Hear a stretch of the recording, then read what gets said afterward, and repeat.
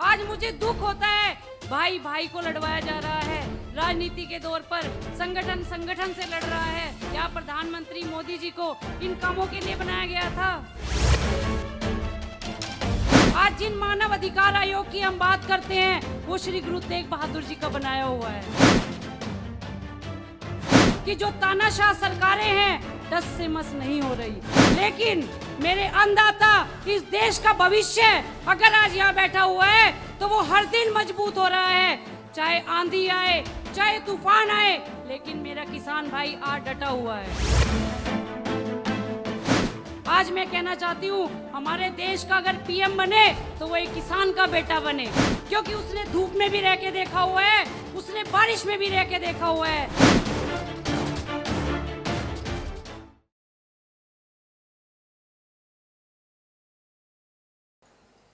मान सम्मान के योग्य स्टेज पर विराजमान मेरे सम्मानित सदस्य, मेरे सामने बैठे हुए मेरे किसान भाई और बहनों को वाहेगुरु जी का खालसा, वाहेगुरु जी की फतेह। सैयद पीर बदरुद्दीन जी, जिनको हम पीर बुद्धू शाह जी के नाम से जानते हैं, जिनका जन्म 13 जून 1647 में सडोरा कस्बे में हुआ। धर्म का असली मायना, धर्म का असली जानने की जो जिज्ञासा है, धर्म के लिए जिन्होंने बहुत सारी जिज्ञासा जानी, वो पीर बुद्धू शाह जी हैं। उनको अपने धर्म के लोगों का भी सामना करना पड़ा, क्योंकि जब भी कोई धर्म के लिए अच्छा कार्य करता है तो कहीं ना कहीं उसके लोग ही अड़चन बनकर खड़े हो जाते हैं। देखिए, पीर बुद्धू शाह जी ने गुरु गोविंद सिंह जी के साथ उनका प्यार प्राप्त किया, उनके लिए सम्मान दिया, उनके लिए अपनी शहादत दी। जैसे कि गुरु अर्जुन देव जी ने कहा है कि सर्वधर्म में श्रेष्ठ धर्म हरि का नाम जप निर्मल करम, अर्थात प्रभु का सिमरन करना ही सर्वधर्म है। सबसे बड़ा धर्म ही प्रभु का सिमरन करना है और मानवता से ऊपर उठकर जाति धर्म को पीछे रखकर प्रभु का सिमरन करना ही सबसे बड़ा धर्म है। जैसा कि पीर बुद्धू शाह जी ने गुरु गोविंद सिंह जी का प्रेम प्राप्त किया, और जैसा कि आप सभी जानते हैं कि आज सिख धर्म में उनका एक विशेष स्थान और एक उनका विशेष सम्मान है। गुरु महाराज जी के सिद्धांतों से प्रेरित होकर जहां पर मानवता के दिखाए हुए मार्ग पर कभी भी जाति पाति भेद भाव से ऊपर उठकर जो कार्य किए जाते हैं, वो गुरु जी के महाराज जी के सिद्धांतों में तो हमारे देश में राजनीतिक षड्यंत्र हमारे ऊपर दिखाए जाते हैं। राजनीतिक षड्यंत्र हमारी वोटों की राजनीतियों के ऊपर दिखाए जाते हैं। जाति पाति के नाम पर हम लोगों को लड़वाया जाता है। आज अगर हम देखें तो हमारे देश में धर्म के ऊपर राजनीति की जाती है। देखिए, मैं भारतवासियों से अपील करना चाहती हूं कि हमारे ऊपर जो राजनीतिक षड्यंत्र रचाए जा रहे हैं, हमें उसे समझना होगा। आज अगर हमारे देश में जरूरत है तो वो स्वास्थ्य सेवाओं की है। आज हमारे देश में जरूरतें हैं तो रोजगार की हैं। हमारे देश में आज जरूरतें हैं तो हमारे देश में एक शिक्षा प्रणाली की जरूरतें हैं। क्यों आज प्रत्येक नागरिक अपने आप को असुरक्षित महसूस करता है? आप सभी अपने घरों से निकलते हैं, कहीं ना कहीं मन में कोई भय रहता है कि हम सुरक्षित हैं कि नहीं है। क्यों है? क्योंकि राजनीतिक पार्टियां हमारे ऊपर, धर्म के ऊपर राजनीति कर रही है। भाई भाई को लड़वाया जा रहा है। राजनीति के दौर पर संगठन संगठन से लड़ रहा है। तो क्या इस देश के लिए हमने इन लोगों को बनाया था?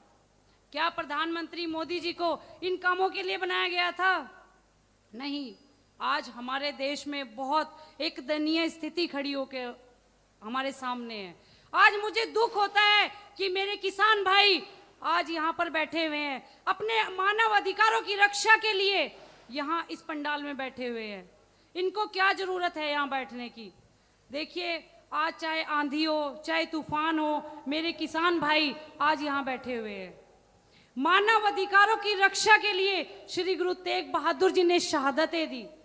आज जिन मानव अधिकार आयोग की हम बात करते हैं वो श्री गुरु तेग बहादुर जी का बनाया हुआ है। उन्होंने सनातन और मानवता को देखते हुए शहादतें दी। आज मेरे किसान भाई आज बैठे हुए हैं। वो किस लिए बैठे हुए हैं? अपने अधिकारों की रक्षा के लिए। और मैं कहना चाहती हूं कि जो तानाशाह सरकारें हैं टस से मस नहीं हो रही, लेकिन आज जो मेरे किसान भाई, मेरे अन्नदाता, इस देश का भविष्य अगर आज यहाँ बैठा हुआ है तो वो हर दिन मजबूत हो रहा है। चाहे आंधी आए, चाहे तूफान आए, लेकिन मेरा किसान भाई आज डटा हुआ है। और जब तक इनकी मांगे नहीं मान ली जाती तब तक टस से मस नहीं होगा। और हम सब अपने किसान भाइयों के साथ हैं। जैसे श्री गुरु तेग बहादुर जी ने मानव अधिकारों की रक्षा की, उनसे प्रेरित होकर मैंने प्रण लिया कि उनके दिखाए हुए मार्ग पर, उनके दिखाए हुए सिद्धांतों को प्रचार करने में मैं अपना पूरा जीवन, अपना सर्वस्व न्यौछावर कर दूंगी। आज मैं आपको कहना चाहती हूं कि जिस राजनीतिक षड्यंत्र का हम शिकार हो चुके हैं, उस राजनीतिक षड्यंत्र से ऊपर उठिए। जाति, धर्म, वर्ण, लिंग, इन सब से ऊपर उठकर बात कीजिए। अपना एक राजनीतिक संगठन बनाइए ताकि वो किसानों का राजनीतिक संगठन हो। आज मैं कहना चाहती हूं, हमारे देश का अगर पीएम बने तो वो एक किसान का बेटा बने, क्योंकि उसने धूप में भी रह के देखा हुआ है, उसने बारिश में भी रह के देखा हुआ है। आज हमारे देश में महंगाई की मारामार चल रही है। पेट्रोल डीजल के दाम देखिए, घर की रसोई का हाल देखिए। आज हमारे देश में प्रति व्यक्ति आय बांग्लादेश से भी नीचे स्तर गिर चुका है। आज हमारे देश का अगर स्तर देखिए तो कहीं ना कहीं देखने को मिलता है कि बांग्लादेश से भी नीचे का स्तर है। बहुत दयनीय स्थिति हमारे देश में देखने को मिलती है, क्योंकि हमारे राजनीतिक षड्यंत्र हम लोगों के ऊपर जो है वो दिखाए जाते हैं। और मैं कहना चाहती हूँ कि राजनीतिक संगठनों को जो अपने किसान भाई हैं, इनको अपना एक राजनीतिक संगठन बनाना चाहिए, ताकि हमारे ऊपर जो तानाशाही, जो समस्याएं, जो आज घिनौनी हरकत हुकूमतें कर रही है, उनके मुंह पे एक बहुत बड़ा तमाचा हो, ताकि मेरे किसान भाइयों की सरकार बने। और आज ऐसे तानाशाह सरकार, आज ऐसे प्रधानमंत्री मोदी की हमें जरूरत नहीं है। क्योंकि देखिए आज अपनी दशा, हमारे भारतवर्ष की दशा, आज इन्होंने हमें भारत में मजबूर कर दिया, हमारी बहनों को मजबूर कर दिया, हमारे भाइयों को मजबूर कर दिया। और मैं अंत में यही कहना चाहूंगी कि आज देखिए पीर बुद्धू शाह जी ने जैसे गुरु गोविंद सिंह जी का साथ दिया और सच्चाई का साथ दिया, ऐसे ही मेरे किसान भाई भी बैठे हुए हैं। अपने पीर बुद्धू शाह जी के जन्म दिवस पर पूरे किसान भाइयों को बहुत बहुत शुभकामनाएं। और भाई विनर सिंह को मैं बहुत दिल से, तहे दिल से जो है बहुत धन्यवाद करना चाहती हूं। उन्होंने मुझे स्टेज पर बुलाया और आप सभी संगतों का जो है दर्शन करने का मुझे मौका दिया। अंत में मैं यही कहना चाहूंगी कि श्री गुरु तेग बहादुर जी के दिखाए हुए मार्ग पर पूरा भारतवर्ष चले। जय जवान, जय जवान, जय जवान। वाहे गुरु जी का खालसा, वाहे गुरु जी की फतेह।